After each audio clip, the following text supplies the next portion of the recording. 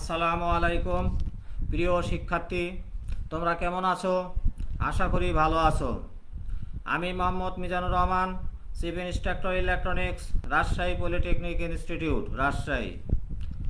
গত ক্লাসে আমি ষষ্ঠ পর্ব ইলেকট্রনিক্স বিভাগের ইলেকট্রনিক মেজারমেন্ট বিষয় থেকে লো রেজিস্ট্যান্স পরিমাপ সম্পর্কে আলোচনা করেছি। আজ আমি তৃতীয় অধ্যায় থেকে মিডিয়াম ও হাই রেজিস্ট্যান্স পরিমাপ সম্পর্কে আলোচনা করব।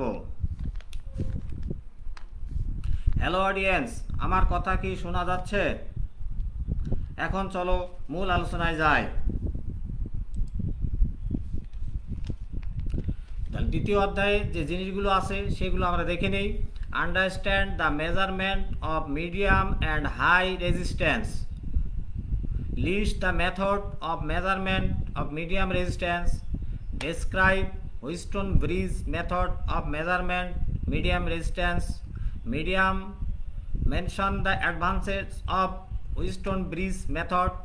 Discuss the precaution in measuring medium resistance by Wheatstone bridge method. Describe the method of testing for localization of understanding cable. Describe the Murray and Marley loop test method for localization of fault cable. Describe the method of measuring of high resistance using Megger. Solve problem related to Wheatstone bridge method.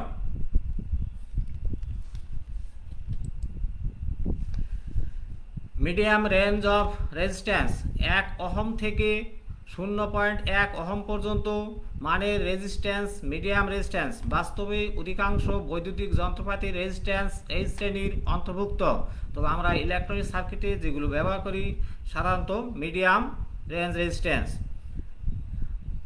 High range of resistance 0.1 megohm এবং এর বেশি মানের সকল resistance high resistance, যেমন insulation resistance.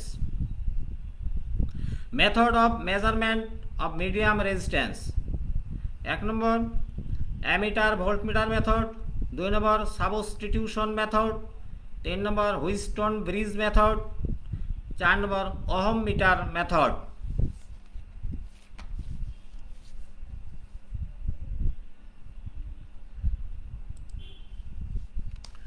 Wheatstone bridge method of measurement medium resistance. The Wheatstone bridge is an instrument for making comparison measurement and operates upon a null indication principle. এখানে আমরা একটা basic Wheatstone ব্রিজের চিত্র দেখিয়েছি। এটা মূলত একটা 4 বাহু বিশিষ্ট রেজিস্ট্যান্স, এ পি এবং কিউ আর্ম রেশিও এবং আর এবং এস আর্ম রেশিও। এখানে পি কিউ জানা এবং স্থির, আর হলো অজানা যে রেজিস্ট্যান্সকে আমরা পরিমাপ করব, আর এস হলো একটা জানা স্ট্যান্ডার্ড তবে পরিবর্তনশীল। তাহলে এই ব্রিজটা যখন ব্যালান্স হবে তখন এর ভিতর দিয়ে কোনো কারেন্ট প্রবাহ হবে না।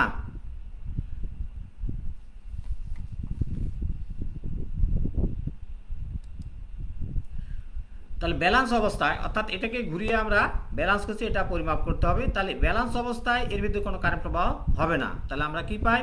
We can write I1 IP, অর্থাৎ এই I1 IP equal to I2 R, অর্থাৎ I2 R, এই ভোল্টেজ এবং এই ভোল্টেজ সমান, এবং I1 সমান I3, I1 সমান I3 সমান E by P plus Q, আবার I2 সমান I4 সমান E by R plus S, R plus S, where E equal to EMF of battery. Combining equation 1, 2 এবং 3 and simplifying we obtain P by Q plus P সমান আর by R plus S. অর্থাৎ আমরা এই 1 নম্বর সমীকরণে এই I1 এর মান বসিয়ে দিয়েছি এবং 2 নম্বর এই I2 এর মান বসিয়ে দিয়েছি, দিয়ে আমরা এখান থেকে ইতে বাদ দিয়ে আমরা এই ইকুয়েশনটা পাই। এখন এখানে ক্যালকুলেশন করলে যেটা পাই, P R plus Q R, P R plus Q আর সমান পি আর প্লাস পিএস। তাহলে এখান থেকে আমরা কি পাই, কিউ আর সমান পিএস, অর্থাৎ পি আর বাদ যাবে। তাহলে এখান থেকে আর ইকুয়াল টু পি ভাগ কিউ ইন্টু এস। তাহলে এটাও জানা, এটাও জানা, এটাও জানা, এটা হলো আমাদের অজানা। তাহলে আমরা এই জানা মানগুলো বসিয়ে সহজেই আর এর মানটা পেয়ে যাব। তার মানে আমরা হুইটস্টোন ব্রিজের মাধ্যমে অজানা রেজিস্ট্যান্সের মান পেয়ে যাব।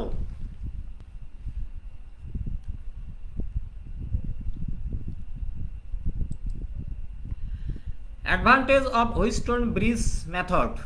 1 নম্বর, এ পদ্ধতি একটি নাল পদ্ধতি, সুতরাং ইন্ডিকেটিং ইনস্ট্রুমেন্টের বেঠিকতার কারণে ভ্রম সম্পূর্ণ পরিহার করা হয়, যেহেতু গ্যালভানোমিটার শুধুমাত্র শূন্য কারেন্ট নির্দেশের জন্য ব্যবহৃত হয়। 2, যেহেতু স্থিতি উৎস ইএমএফ হতে মুক্ত, সেহেতু উৎসের ইএমএফ এর উঠানামার কারণে পরিমাপকৃত ভুল সম্পূর্ণভাবে পরিহার করা যায়। আধুনিক হুইটস্টোন ব্রিজের মাধ্যমে মিডিয়াম রেজিস্ট্যান্স পরিমাপের পাশাপাশি লো ও হাই রেজিস্ট্যান্স পরিমাপ করা যায়।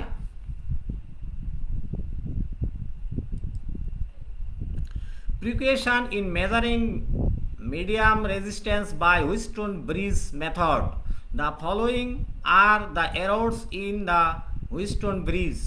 Number 1, the difference between the true and the mark value of 3 resistances can cause the error in measurement. The galvanometer is less sensitive, thus inaccuracy occurs in the balance point. The resistance of bridge changes because of the self-heating, which generates an error. Thermal EMF cause serious trouble in measurement of low value resistance. The personal error occur in galvanometer by taking the reading or by finding the null point. তাহলে আমরা উপরে ত্রুটিগুলো সাধারণত দেখতে পাবো। তাহলে এই ত্রুটিগুলোকে দূর করার জন্য আমাদের যে ব্যবস্থাগুলো নেওয়া দরকার, the above mention error can be reduce by using best qualities resistor and galvanometer. The error because of self heating of resistance can minimize by measuring the resistance within short time. The thermal effect can also be reduce by connecting reversing switch between battery and bridge. এছাড়াও আমরা যে সার্কিটের যে কানেকশনগুলো আছে সেগুলো অবশ্যই শক্ত করে লাগাতে হবে। Instrument should be handed carefully.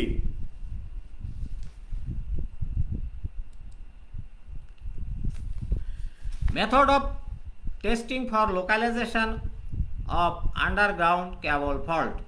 Underground fault কেবলের যে ফল্টগুলো সাধারণত দেখা যায় সেগুলো হলো open circuit fault, short circuit fault, earth fault. 2 of popular technique are Murray and Barley loop test for locating fault in underground cable. Other popular technique for locating fault in underground cable is cable thumping, TDR, high voltage radar method.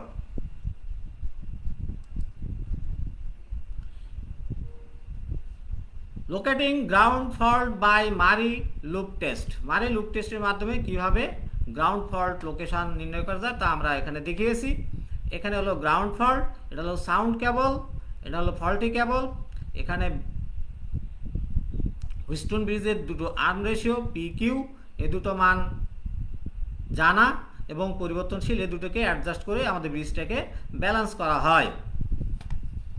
তাহলে এক্ষেত্রে আমরা কি দেখতেছি, fault থেকে অর্থাৎ testing প্রান্ত থেকে fault ground fault পর্যন্ত রেজিস্ট্যান্স 100 ওহম এবং সাউন্ড কেবল আর আর্থ পর্যন্ত resistance R.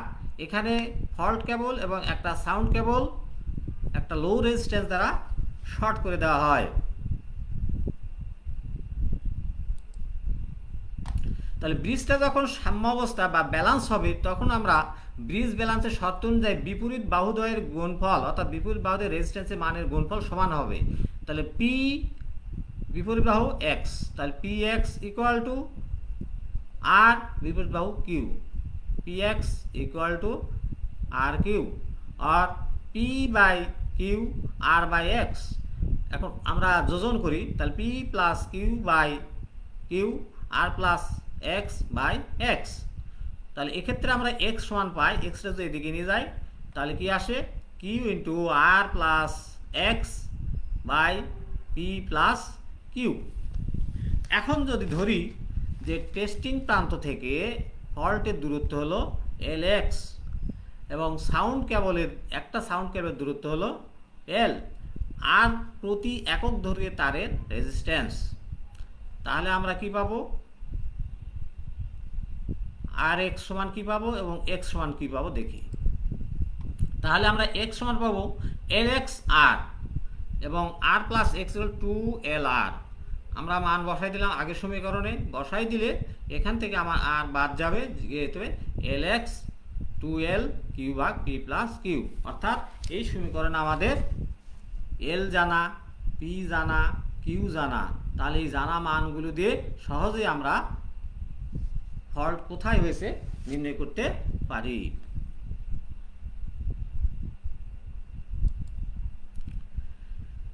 Locating short circuit fault by Murray loop test. তাহলে এর আগে আমরা দেখলাম গ্রাউন্ড ফল্ট, আর এখন হলো শর্ট সার্কিট ফল্ট। তাহলে দুটো তারের মধ্যে যখন শর্ট হবে, চিত্রটা প্রায় একই রকম। এখানে একটি সাউন্ড কেবল এবং ফল্টি কেবলের মধ্যে একটাকে শর্ট করে দেওয়া হয় লো মানে রেজিস্ট্যান্স দ্বারা। এক্ষেত্রেও আমরা ব্যাটারিটা লাগাবো আরেকটা যে ফল্ট কেবল আছে তার সাথে।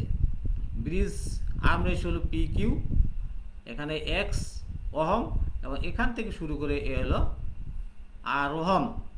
তাহলে ব্রিজটা যখন ব্যালান্স হবে তখন আমরা পাই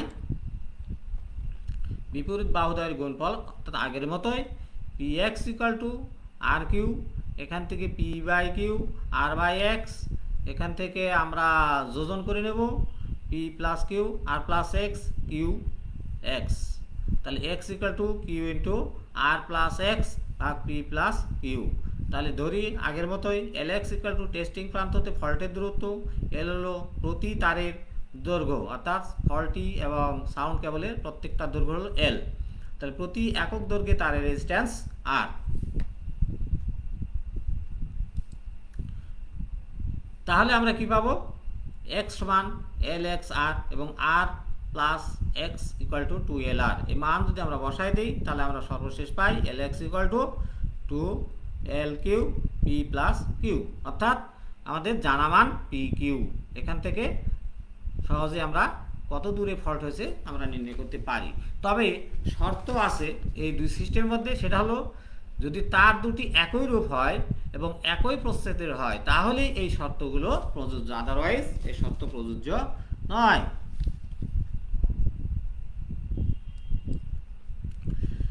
locating ground fault by Varley loop test. তাহলে এখানে আমরা ভার্লি লুপ টেস্ট দেখিয়েছি। পার্থক্যটা হলো যে এখানে অতিরিক্ত একটা রেজিস্ট্যান্স ভেরিয়েবল যেটা জানা, এখানে পি কিউকে স্থির রাখা হয়, এই ভেরিয়েবলকে চেঞ্জ করে ব্রিজটাকে ব্যালেন্স করা হয়। আরও একটা অপশন সেটা হলো সুইচ রাখা হয়েছে দুটো পজিশনে, এসপি ডিপি সুইচ, একবার 1 নম্বর পজিশনে একবার 2 নম্বর পজিশনে রাখা হবে, রাখে ব্রিজটাকে ব্যালেন্স অবস্থায় আমরা পরিমাপ করব। তার প্রথম কে 1 নম্বর পজিশনে রেখে ব্যালেন্স অবস্থায় আমরা পাই পি এস ওয়ান, অর্থাৎ এক্ষেত্রে যে এস এর মান সেটা হলো এস ওয়ান সমান হলো Q into R plus X. এটাকে সমাধান করলে P by R plus X সমান কিউ বাই এস ওয়ান। তাহলে আমরা পাই R plus X equal to P S one by Q, অর্থাৎ আমরা এই সমীকরণ থেকে আর প্লাস এক্স এর মান, অর্থাৎ এই ক্ষেত্রে শুরু করে এই পর্যন্ত টোটাল রেজিস্ট্যান্স কত হবে সেটা আমরা এই জানা মান থেকে বের করতে পারি। এবার সুইচটাকে 2 নম্বর পজিশন যদি রাখা হয় তাহলে আমরা কি পাই P into S two plus X. তাহলে পি ইন্টু এস টু, অর্থাৎ সুইচটা যখন এখানে আসবে তখন আর্মটা চলে যাবে এই জায়গায়, তার মানে কি এর বিপরীত বাহু এস প্লাস এক্স আর এর বিপরীত বাহু কিউ। তাহলে এটাকে সমাধান করলে আমরা যেটা পাবো যে P plus Q by Q সমান R plus X plus S two by S two plus X, অর্থাৎ আমরা এই সমীকরণকে যোজন করেছি, করার পর এটাকে আমরা এখন আড়াআড়ি গুণ করেছি, করলে P plus Q into S two plus X সমান R X plus X plus S two Q আসবে।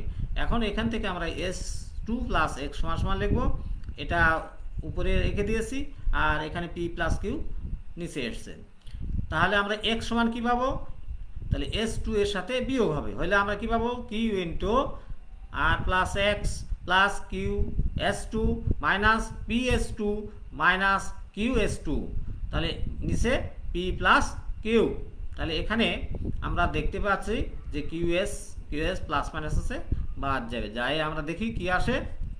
তাহলে এক্স সমান Q into R plus X minus P S two by Q plus P. তাহলে এক্ষেত্রে আমরা কি করব, ওই যে 1 নম্বর সমীকরণ আমরা আর প্লাস এক্স এর মান এখানে বসাই দিয়েছি, আর এখানে যা আছে তাই, এটাকে যদি আমরা কেটে যায় কি থাকে, P into S minus S one minus S two P plus Q. তাহলে এক্ষেত্রে আমরা কি পাবো, রেজিস্ট্যান্সের মান এক্স পাবো। তাহলে আগে আমরা আর প্লাস এক্স আর এখানে এক্স এর মান পেয়েছি। এখন ধরি মিটার প্রান্ত থেকে ফল্ট স্থানে কেবলের দূরত্ব এল এক্স আর একক দূরত্বে কেবলের রেজিস্ট্যান্স আর, তাহলে আমরা কি পাবো, L X R equal to X, তাহলে এখানে পাবো L X L two X by R. তাহলে আমরা এখানে দেখতে পাচ্ছি যে সাউন্ড কেবলের, অর্থাৎ যে কেবলগুলো ব্যবহার করছে তাদের দৈর্ঘ্য না জানলেও আমরা সহজেই ফল্টের দূরত্ব নির্ণয় করতে পারবো।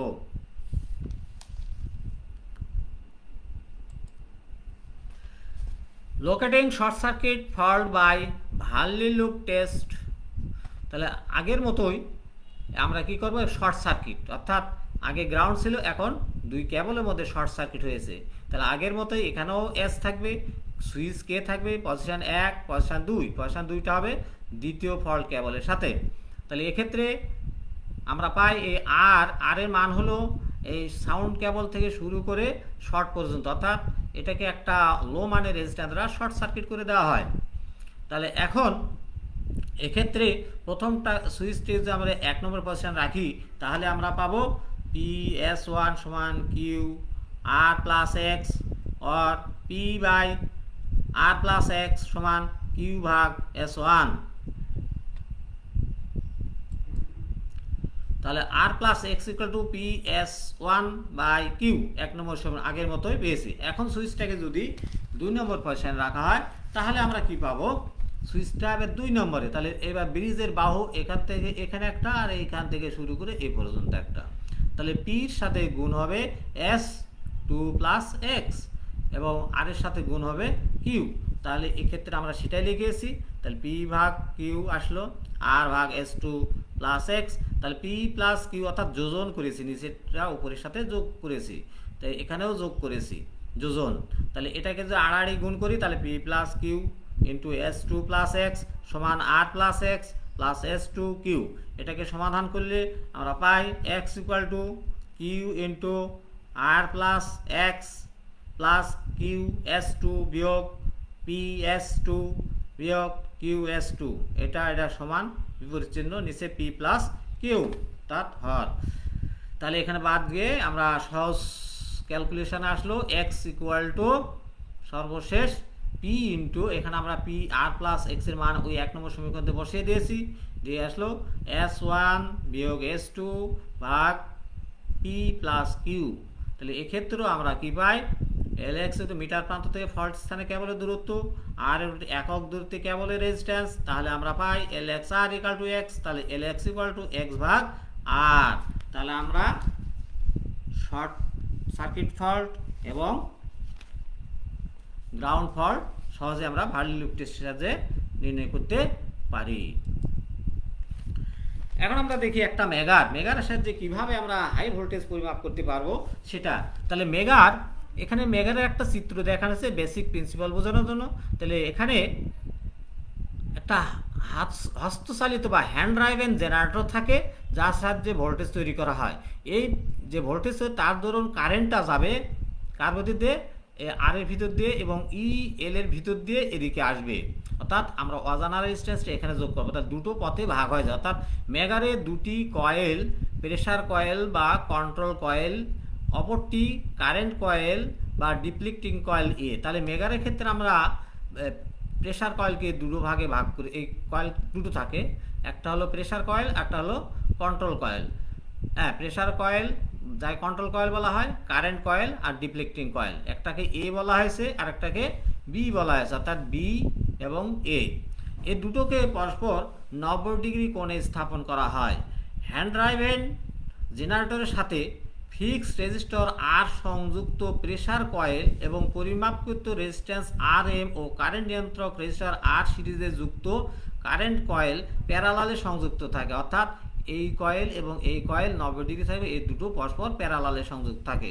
পরিমাপকৃত resistor R M testing terminal E এবং এল এর সাথে যুক্ত করা হয়। তার মানে এখান থেকে এই ই এবং এল এর মধ্যে অজানা অর্থাৎ যে রেজিস্ট্যান্স পরিমাপ সেটা যুক্ত করা হয়, এবং আর অর্থাৎ এখান থেকে যে কারেন্ট আসে দুটো, একটা হলো প্রেসার কয়েল দিয়ে যায় আর একটা হলো এই কারেন্ট কয়েল দিয়ে যায়। এই কারেন্ট কয়েলের সাথে একটা অল্প মানের আর ড্যাশ রেজিস্ট্যান্স দেওয়া হয় যাতে করে কারেন্টটা লিমিটের মধ্যে থাকে। তাহলে এই দুটো মিলিত ক্রিয়ার ফলেই কিন্তু আমাদের এই ডিপ্লেকশন কাটাটা যাবে। তবে এটার ডিপ্লেকশন ক্রিয়াটা হবে একটা আরেকটার বিপরীত, অর্থাৎ এটা ক্লকওয়াইজ গেলে এটা হবে অ্যান্টি ক্লকওয়াইজ। আর এদের রেফারেন্স এখান থেকে এটা যত ডিগ্রি যাবে সেভাবে স্কেলটাকে এখানে 0, এখানে ইনফিনিটি স্কেল দাগ কাটে, এটা হলো পয়েন্টার। যখন জেনারেটর দিয়ে ভোল্টেজ উৎপন্ন করা হয় তখন প্রেসার কয়েল I1 কারেন্ট এবং কারেন্ট কয়েল I2 কারেন্ট প্রবাহিত হয়, অর্থাৎ প্রেসার কয়েল দিয়ে I1 আর কারেন্ট কয়েল দিয়ে I2। কয়েল দুটিতে বিপরীতমুখী টর্ক উৎপন্ন হয়। তাহলে পয়েন্টার নির্দিষ্ট অবস্থানে টর্ক দুটি সমান হয়, অর্থাৎ পয়েন্টার একটা নির্দিষ্ট অবস্থান করবে যখন টর্ক দুটো সমান হবে। সাম্য অবস্থায় আমরা পাবো I cos থিটা সমান I2 cos 90 ডিগ্রি, থিটা সমান I2 sin থিটা। তাহলে এক্ষেত্রে আমরা পাই tan থিটা সমান I1 ভাগ I2 সমান, এখানে মান যদি বসাই দিই যেহেতু ভোল্টেজ একই, কেটে যায় আসবে RM প্লাস R ড্যাশ ভাগ R। এটা সমান সমান প্রায় RM ভাগ R লেখা যায়, কারণ RM এর মান R ড্যাশের চেয়ে বেশি, অর্থাৎ এখানে যে রেজিস্ট্যান্স যুক্ত রয়েছে তার মান এর থেকে বেশি। তাহলে বাস্তবে আমরা কি পাই, থিটা ইকুয়াল টু RM ভাগ R, অর্থাৎ এটা যদি ফিক্স, এই মানের উপর ভিত্তি করে এই অ্যাঙ্গেলটা হবে। তাহলে ধরি ই এবং এল প্রান্তদ্বয় পরস্পর ওপেন, এটা আর এটা ধরে নিলাম ওপেন। এই অবস্থায় জেনারেটর দিয়ে উৎপন্ন ভোল্টেজের দরুন বি কয়েলের ভিতর দিয়ে কারেন্ট প্রবাহিত হবে, বি কয়েলের ভিতর দিয়ে কারেন্ট প্রবাহিত হবে, কিন্তু এ কয়েলের ভিতর দিয়ে কোনো কারেন্ট প্রবাহিত হবে না। তাহলে উৎপন্ন টর্কের ফলে পয়েন্টারটি স্কেলের অসীম দাগে স্থির থাকবে। তার মানে এটা যখন খোলা থাকবে তখন এই পয়েন্টারটা এই জায়গায় স্থির থাকবে, শুধুমাত্র এর ভিতর দিয়ে কারেন্ট প্রবাহিত হবে। ধরি ই এবং এল প্রান্ত শর্ট সার্কিট, এই অবস্থায় জেনারেটর দিয়ে উৎপন্ন ভোল্টেজের দরুন এ কয়েলের ভিতর দিয়ে কারেন্ট প্রবাহিত হবে, কিন্তু বি কয়েলের ভিতর দিয়ে কারেন্ট প্রবাহিত হবে না। অর্থাৎ এবার এটা যদি আমি শর্ট করে দিই তাহলে এর ভিতরে কোনো কারেন্ট যাবে না, সমস্ত কারেন্ট এর ভিতর দিয়ে আসবে।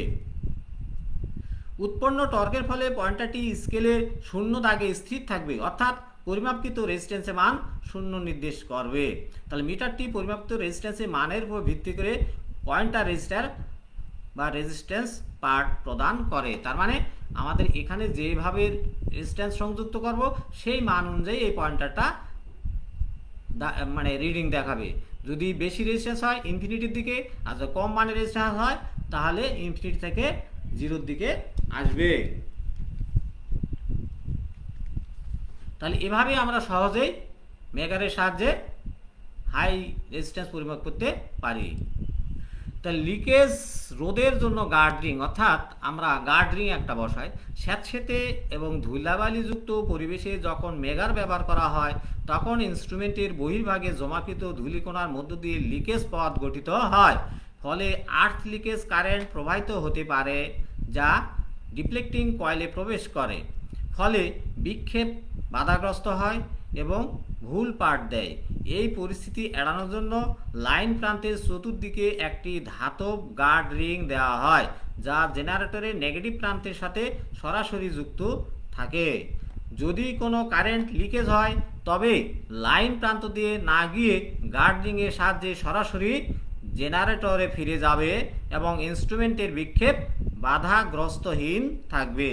অর্থাৎ যে আমরা লিকেজ কারেন্টে সেটা গার্ডিং দিয়ে চলে যাবে, কোনো এরর আসবে না।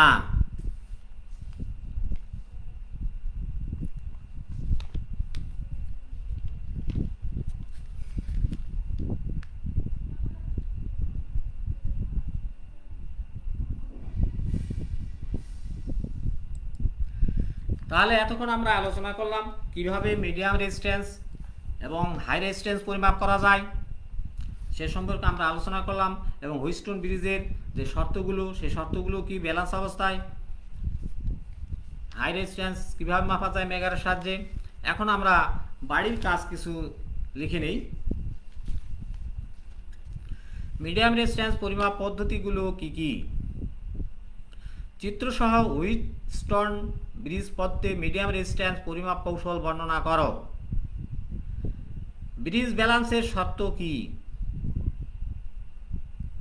হুইটস্টোন ব্রিজের সুবিধা লেখো।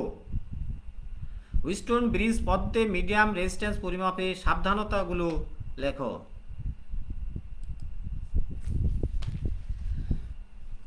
মেগার কি?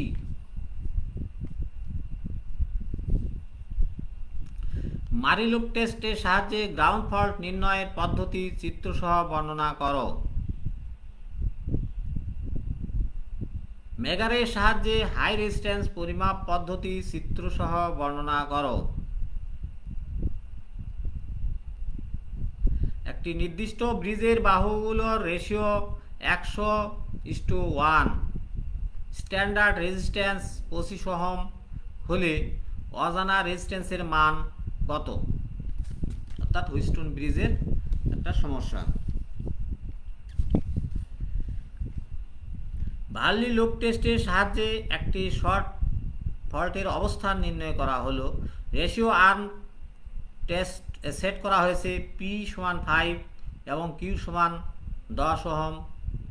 সুইচ কে যখন 1 নম্বর অবস্থানে থাকে তখন পরিবর্তনশীল রেজিস্ট্যান্স S=16 ওহম এবং 2 নম্বর অবস্থানে S=7 ওহম হয়।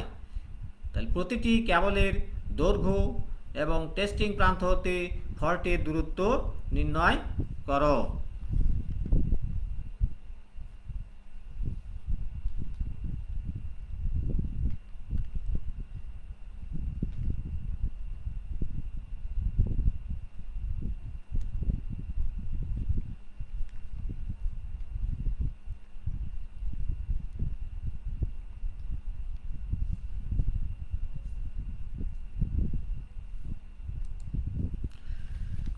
তাহলে আমরা নেক্সট ক্লাসে দেখে আসবো 4 নম্বর অধ্যায়, understand the feature of impedance bridge. তাহলে আমরা আলোচনা করলাম এখানে হুইটস্টোন ব্রিজ, আর আমরা আগামী ক্লাসে আলোচনা করব ইম্পিডেন্স ব্রিজ।